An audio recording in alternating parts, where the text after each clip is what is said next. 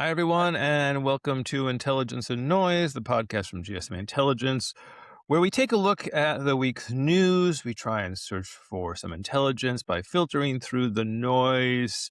I am Peter Jarich. I'm the head of the GSMA Intelligence team. I've got with me Tim.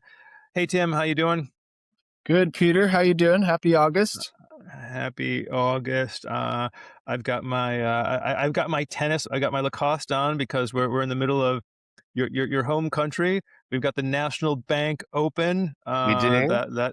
I mean, it's what on ESPN, the Ocho, or whatever, whatever minor ESPN channel your fault. It's the National Bank Open sponsored by Rogers, which is That's right. I think They're probably they're the bed best they're way I've seen. bedfellows. Yeah, They're how do bed. you get as many sponsors' names in the title as possible? But it's the next it's up through the middle of August, but it's obviously setting the stage for the U.S. Open. So I just felt a bit in the mood. My countryman Djokovic set to do doubles with Sabalenka, which I mean, stacking the deck, right? If I'm going to do doubles, I might as well get together with the number one. Gotta give him credit for that. As you all know, we generally form the context of this podcast by talking through the CEO newsletter that a lot of you are hopefully seeing because you're all super important people. But it's on break. We're in the middle of summer, or the end of summer, or the part of summer where no one's around, and so it's on break for a bit, which means Tim and I are unleashed. We've gotten rid of the shackles of whatever is in the CEO newsletter to talk about whatever. And I think that the expectation is the middle of summer, so there's not much to talk about. But I think we're wrong, right? Right, Tim? I think we've got some good stuff to talk about this week. So I'm excited for it. You excited to talk some non-tennis things? Well, I can put some tennis in there as well, but there's a lot going on. August. Sometimes people think. I think I've heard in political circles they call it a month for warm champagne. Lots going on in the tech and telco sector. So let's get Yeah. it going. Yeah. So as usual, I like to kick off with a little bit of a context story. And, it was interesting because I was going through, as is often the case, when you get to this sort of quiet part of summer, and I've got some holiday coming up. So I was going through my laptop, sort of cleaning it up, just trying to make sure that I get things straight. And I ran across some old documents. It reminded me of the early days of my career. And for those of you who listened last week, you heard a bit about Tim's early career when he was a would be brewer, wanted to run a brewery. My first job out of college, out of grad school, was actually working for a company that was developing stratospheric platforms to deliver 3G services because heck, it was expensive to build a bunch of towers and deliver 3G, and this was going to be a much better way to do it. Get up into the stratosphere, maybe start with aerostats. Hopefully, you don't clip too many wings off airplanes that are flying nearby. Go up to the stratosphere, giant tower. It made so much sense. And in many ways, I think the company was a bit like current ones that had a bunch of things on paper, but God knows it would actually work out. And that company didn't necessarily work out. But it was interesting because after that, becoming an analyst, I remember telling the story of saying, hey, early days of my career, big tower covering a lot of folks. But the downside is you're spreading all that capacity, all that spectrum, unless you do super advanced beamforming. And let me tell you, back in, you know, 20, 25 years ago, super advanced beamforming was not super advanced. That you lose a lot of density, you lose a lot of capacity because you can't get that reuse. And we really want our small cells. And, I remember doing a lot of work with the small cell forum, attending all their events. It was interesting to see that. And then, that sort of, I don't want to say that buzz went away, but that buzz a little bit went away until last week when the small cell buzz came back, and we ended up with a lot more small cell buzz than I would have expected. So Tim, what's brought small cells back into everyone's consciousness? It is the SpaceX results that brought small cells back and femtocells back into play. So we saw the SpaceX Q2 results. Their first quarterly filings as a public company. Um, some notable numbers we can pull out and I think get into, but net there is very high growth as you'd expect from a company in growth markets. I think we'll get into the mobile side and their direct to sell ambitions as a potential mobile provider, but that's where the femtocells come into play. But yeah, over to you, Peter, for your take. Yeah, I think that's the part that probably we're going to dig into most, right? The big numbers, right? Revenues were up, as you said, huge growth, like twofold, almost twofold growth. Was it 7.8 billion? Spending, sixfold growth. So a lot, we're going through BP 27 planning right now, and my finance guy wouldn't let me do that, but it's a little bit probably more ambitious, to be fair. What SpaceX wants to do. That's why you saw the sort of stock take a bit of a dip. Was 9%. The AI of it all is obviously driving a lot of the revenue, driving a lot of the growth, right? But what's interesting is a couple quotes here, right? You had this quote out there that it's not out of the question that at some point Starlink will operate most of the world's internet. Yep. So I think with that kind of, those are the kind of comments that help people go, oh yeah, okay, revenue's up twofold, but spending's up sixfold. That's fine. That's fine if that's exactly what you're doing. And if you look at it, right, the AI side of things still is generating around 2.5 billion as opposed to 4.3 for the Starlink side of things. So it is the business. But I think, when when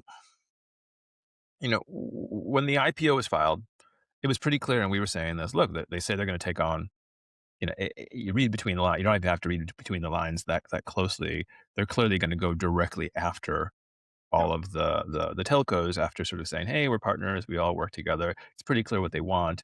Give a bit of the story of how they said they want to do that, because I think a lot of us were focused on this idea of direct to device. They're gonna do direct to device. That's how they're gonna target all of these users.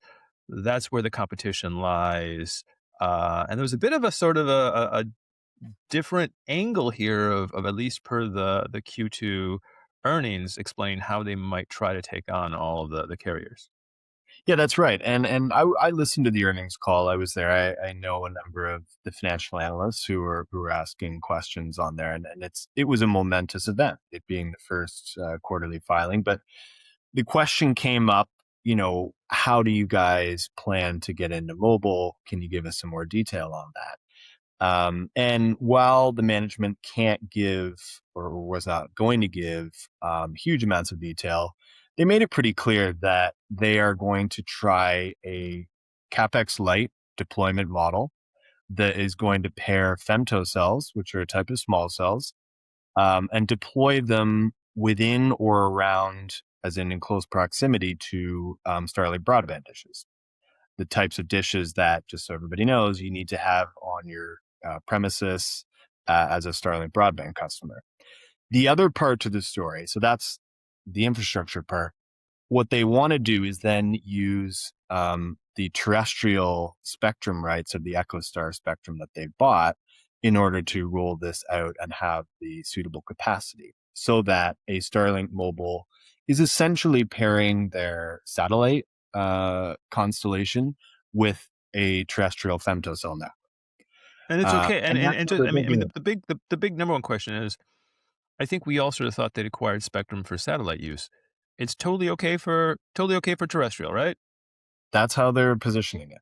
That's how they're positioning it. And I think so. To me, it sort of raises interesting questions. So, number one, if you step back, you talked about the numbers. So, Starlink right now is growing very strong, about 65% year on year. The broadband subscriber count doubled to 12 million. And if you look at it as a contributor of growth, it accounted for almost half of the SpaceX revenue growth in the second quarter. The other 40 to 45% was from AI. Space is actually relatively flat, their rocket launch, or less so. Um, but when you look at how that plays in terms of capacity. I think there's really interesting questions around, can a femtocell provide the same type of service that we would see from terrestrial base stations? They seem to think so. I think there's a number of questions there. How do you think about that, Peter? Yeah, I mean, I think so. It's interesting. I think, as always, and I'll come back to, I think, the bigger question I have about all of this, right? Actually, before I come back, I mean, as well, while I'm at it, I mean, so if you look at the and again, let's just go back to the earnings call, right? Some of the and it's always hard sort of to know and how to read tone, right? But if we look at the comments where this first came out, let me give you a little hint. You can put a cellular base station on the gear that holds a Starlink broadband dish. You can have little femtocells, right, around the country and deploy it as you need. This doesn't sound like a fully fleshed out. I know it's a little bit of a hint, right? We're not trying to give too many details, but it reminds me of, and then the fall one, right? I anticipate that, we're going to we'll be able to acquire quite a few of their customers because I think our service will be better, right? This reminds me so much of when Musk was talking about Tesla and said, "Hey, we've got all this AI compute in the Teslas, and we could take it all and basically develop an AI grid and provide, compete with an AWS given all the AI capacity we have," which is a really cool idea and concept, but how that gets implemented or if that gets implemented. So, the tone a bit and sort of coming out of nowhere sort of makes me go, is this real, or is this, is this really a plan? But I think assuming that they're all okay with the spectrum, and we'll assume that they're smart folks, they've got smart lawyers, I'm sure they've done the right work to at least make that seem plausible. I guess it is the question of, what does that model look like? Because the original consumer femtocell model really was about, how do I deploy this inside a house so I now have better service in my house? If we're talking about deploying this at the dish, either you can connect the dish to something inside the house, which would be great, right? But you're probably not going to provide coverage or build out a nationwide network. And that's the implication, right? We're going to build out a nationwide network by throwing these things on top of roofs.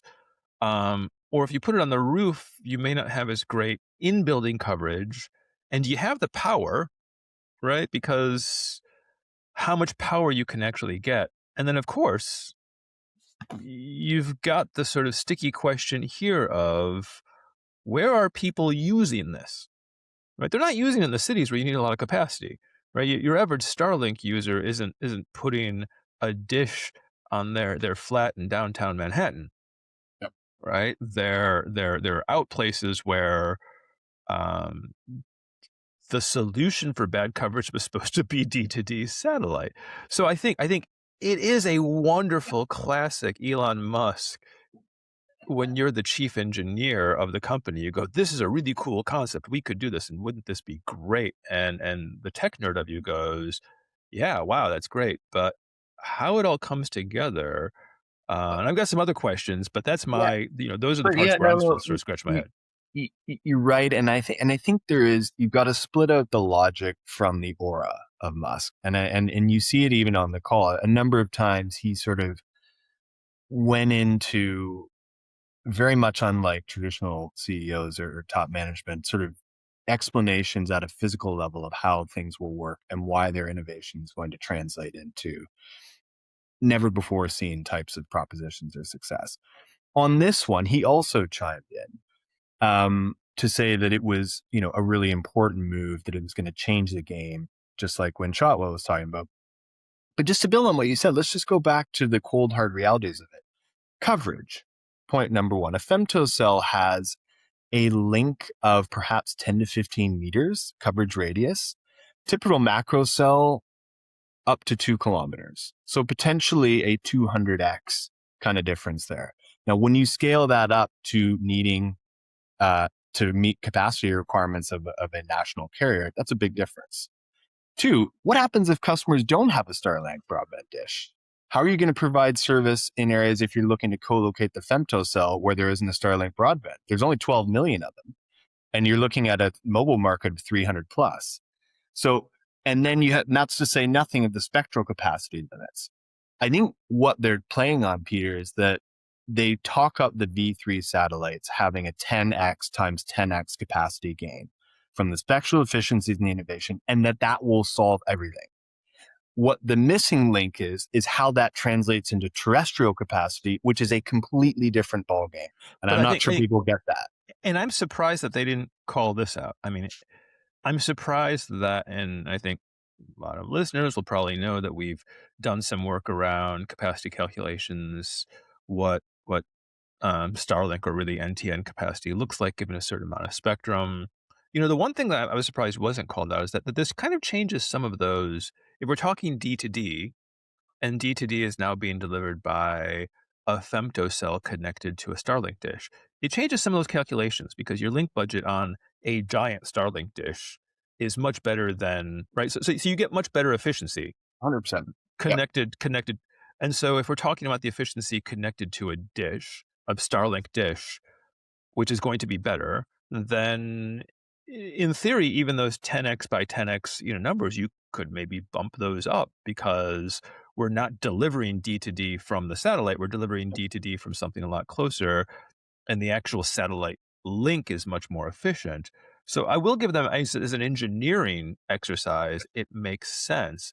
But I think, to your point, I think in the end, what you end up with is you end up with much better experience for a lot of backyard barbecues in rural America. And two parts of that. One, don't at me. I own a farm in rural America, so I've had those parties. I know those people. It is important, right? And I know if I still lived on that farm, I would probably have a Starlink dish right now.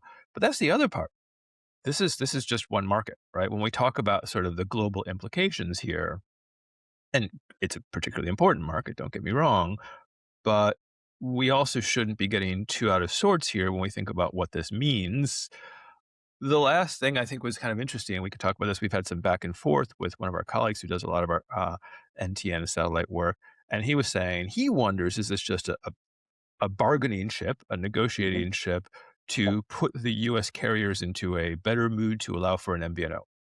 Yeah. Is this just a ploy to say, I mean, you may not want to give us an MVNO, but we have this backup option, which is going to come right at you. And Yeah. to your point, the coverage range of those residential femtocells, which don't really exist much anymore. You don't see many of those. You see more enterprise side of things is pretty small. But if you're Musk and you're talking about building this giant manufacturing capability, I'm going to have silicon, I'm going to have manufacturing, I'm going to do all sorts of cool stuff.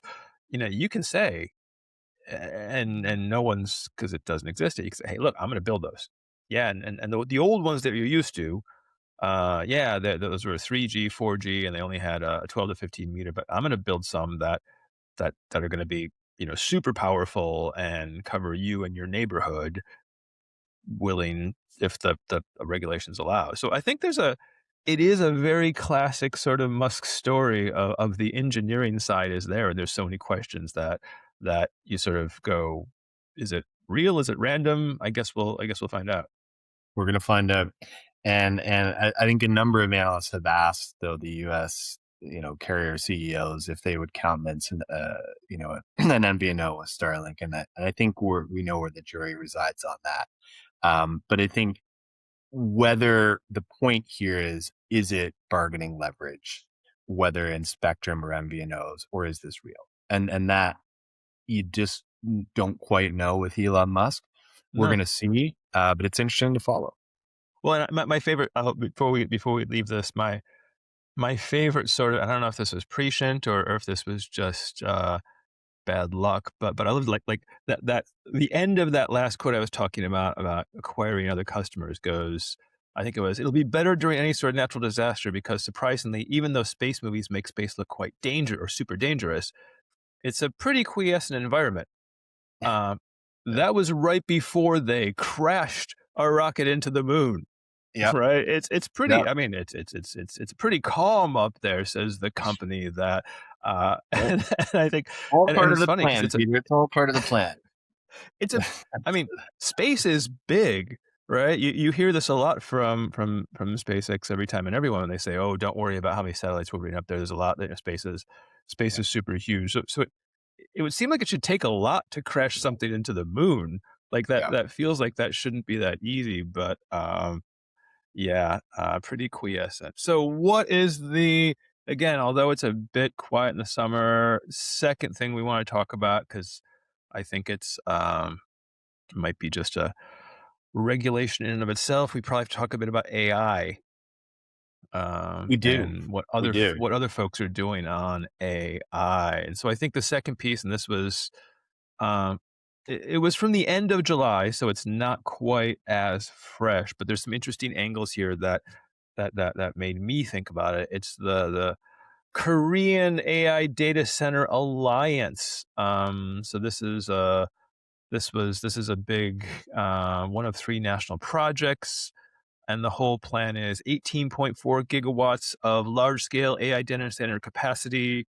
developing AI data center related upstream and downstream industries for import and export. So it's not just internal, but obviously external as well, and sort of establishing these data center clusters and test beds. I've got some reasons why including some left field reasons why this piqued my interest, but important, not important, the kind of thing that just takes place in the summer and we forget about it. No, I think it is important. I think part of it comes down to scale. I think there's a sovereignty point, and I think there's a point around it taking a village and sort of how this plays into the geopolitical dynamics around AI. Um, just for our listeners, so as Peter was saying, the announcement here comes out of Korea, and it is a national mission to build a huge amount of AI capacity. As you said, they're targeting 18 gigawatts that will be split, phased in over time, and they're going to put an investment of close to 680 billion US dollars. So a huge amount. For context, the U.S. Public private announcement after President Trump came in for his second term is about 500 billion. So very very big numbers.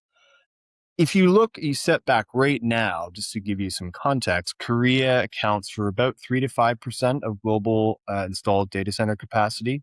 The US is the number one, China is the number two, by far and away the two biggest. But the interesting thing is Korea punches above its weight. If you standardize that metric per million of population, Korea is actually number two. The US stays number one, China's number three. And when you install this additional capacity, if it comes online as they planned, they're going to go up 5x there. So I think there's a scale point. The other thing, Peter, before I come back to you, is the point that it takes a village. What do I mean by that?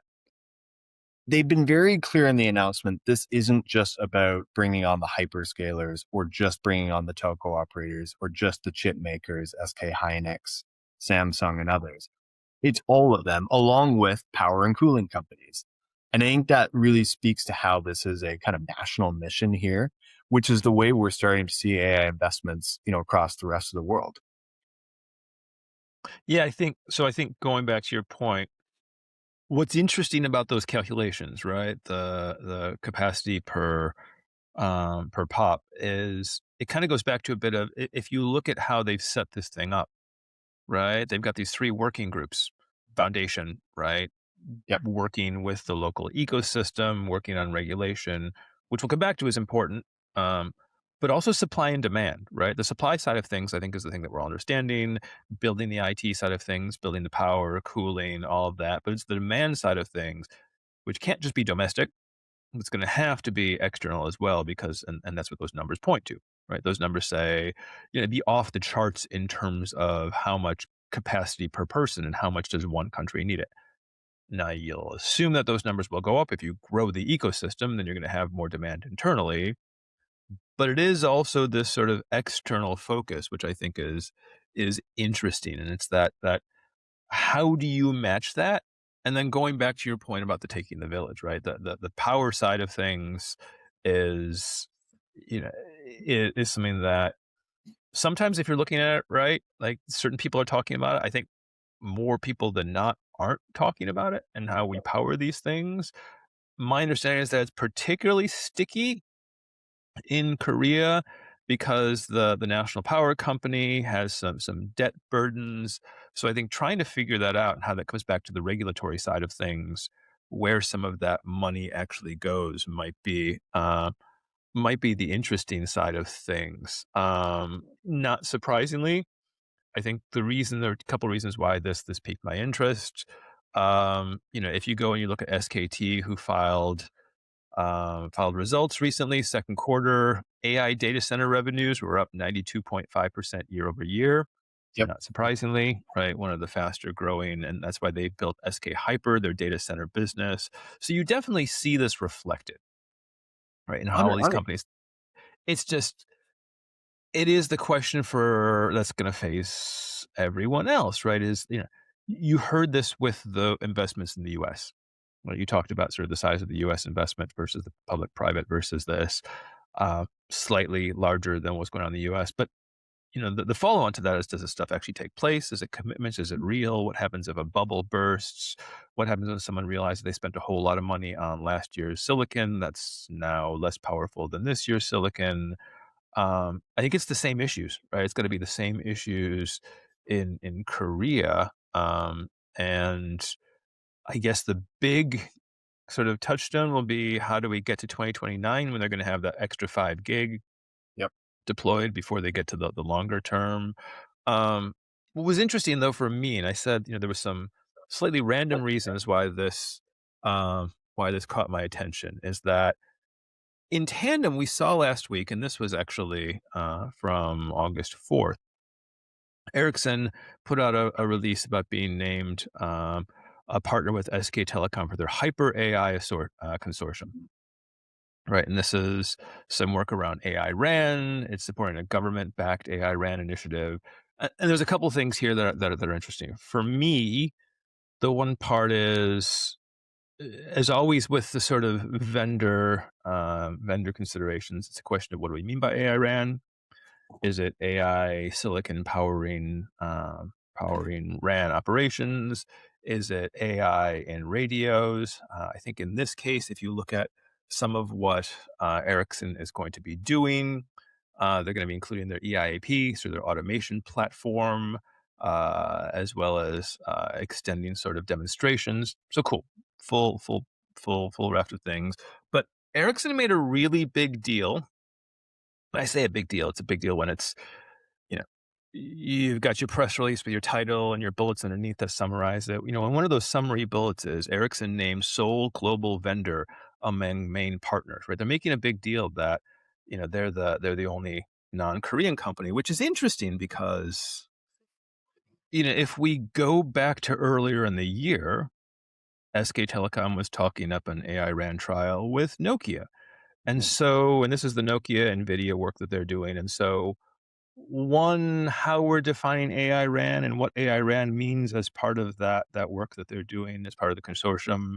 It's a question. Two, what this means for different vendors. I mean, if Ericsson says it's the only global vendor, does that mean the work with Nokia isn't taking place? Does that mean that they're focused somewhere else? Those are all the fun intrigues. But I think for me, the biggest one is, let's go back and, let me get this number right here. Let's go back and look at what the numbers are, right? So you talked about, the U.S. public-private partnership around 500 million. You've got 683 billion. You've got 683 billion coming out of Korea. This hyper AI network infrastructure initiative, 10.7 million. I mean, that's Yep. that's like minuscule, right? And so, as much as we all talk about AI RAN and AI RAN's capturing so much of the attention of the telco world, it's just a drop in the bucket compared to the broader AI side of things, which should benefit it. Yep. But as always, it feels like we're making a lot out of something that is, in the grand scheme of things. And maybe it just means we're not investing in the right places. Maybe it means that we should be investing more in AI RAN, where there's probably less of a bubble because we understand the value versus other things. But yeah, it's a fun one. So what else? What else is this would be the part where when our content folks get the animated videos, the Willie Nelson, we call this the Willie Nelson section, right? We The do. We on do. the road and On the on road. our minds, and we're not on the road because I'm on the road soon to go on holiday, but we're not going anywhere that we want to talk about. So it's what else is on our minds? What's on your mind, Tim? What else other than this big news is capturing your attention? Well, I wanted to shift gears a little bit. We talk about AI all the time. We talk about satellite a lot. Just a story on towers, actually, at the moment. IHS Towers, big global tower company with an erstwhile footprint in Africa and South America, has sold, they've divested about 25% of their portfolio globally in South America to a bank, Australian bank called Macquarie. This may seem, and most of those were concentrated in Brazil, some in other parts of the continent. Um, but I wanted to bring it up because as much as we have seen, the trend of towers being sold off and increasingly invested in as part of a digital infrastructure asset class by private equity groups and banks, as we see with Macquarie, who owns a lot of tower assets. I think the interesting thing here is that, and the other side of the story is IHS is being sold to MTN at the moment, and they will concentrate the rest of their 28,000 towers in Africa under that ownership. And I think it's interesting, Peter, because we've seen so much in the way of sell offs and tower leasebacks of telco operators the last 10 plus years as a way to deleverage and get economies of scale that kind of is a win-win for both tower companies and operators or any other investors in the passive infrastructure. But MTN's kind of going the opposite way and realizing their CEO, Ralph Mfita, is on record as saying, hey guys, we've got a big plan to support Africa's digital ambitions. We think we need both the passive and the active layer of the value chain to do that. And it'll be interesting to see whether we start to see other moves in this direction to take control of tower assets for things, not just normal telco service, but things like edge inferencing at the towers, a lot more mobilization of new types of AI based applications that if you control that full stack, you're in a better position.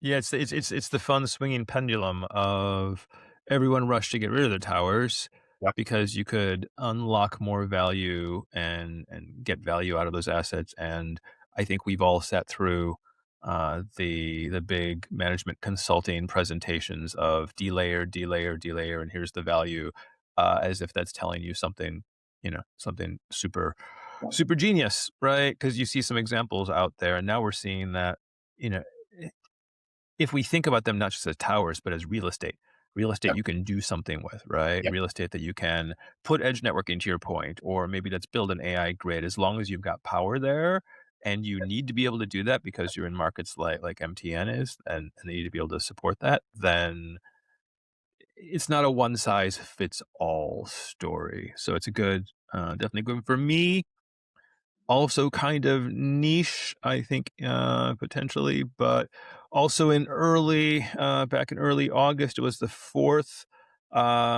There was a announcement that Intel joined the Linux Foundation's Akudu Foundation. It's the Open Central Unit Distributed Unit. I think, for the record, it is pronounced Akudu. I hear some people question that. Intel joined as a premier member. So for those folks, and I think we talked about Akudu here in the past, this is the initiative kicked off with support by the U.S. government to basically create open baseband solutions, and you've got Intel joining. It's interesting because I've seen some folks, and at first when I read this, I think this was the way our folks at Mobile World Live put it. Intel's entry brings technical weight to the initiative, particularly across cloud native infrastructure. It's like technical weight. It's Intel. Yeah, they're important, but you've already got AMD, Ericsson, AT&T, Nokia, Nvidia, Verizon, Cisco, Marvell, the Open RAN Development Company. If you want to talk about open things, RateAssist, Red Hat, T-Mobile. There's plenty of folks who understand cloud native infrastructure, silicon platforms. And so at first I was kind of like, yeah, I guess, but you really can't, from my perspective, if we're talking about open and we're talking about, radio access networks, Intel was one of the biggest drivers of Open RAN, Yep. right? One of the drivers of the Open RAN Alliance, even if they weren't sort of one of the founding members. And it's probably not too much to say that given the US government's stake in Intel, that where the US government is interested in driving this Akudu development, that it makes sense for them to join. Of course, my one bit of a sort of simple like lamenting as to the same thing about how much money is being spent on AI RAN versus AI data centers. I think it's interesting because I went to see what folks were trying to say, were saying out there, looking for some snarky. I was hoping for at least those folks in the media that we know that always like to cast everything in the most snarky, cynical way possible. There was something out there of someone saying, "Oh yeah, of course, Intel's," or whatever it was. And, LinkedIn's always a great place to see those things. But, when you go to the LinkedIn post about this and there's 5 comments and some of the comments are like, whoa, or this is great. It sort of highlights that this is kind of the thing that's either flying below the radar or not that exciting to folks and maybe not as exciting as it should be. Yep. So, yeah, I think maybe that's the way they want it. Maybe they want to fly under the radar while they do big things. Anything else on your radar, Tim?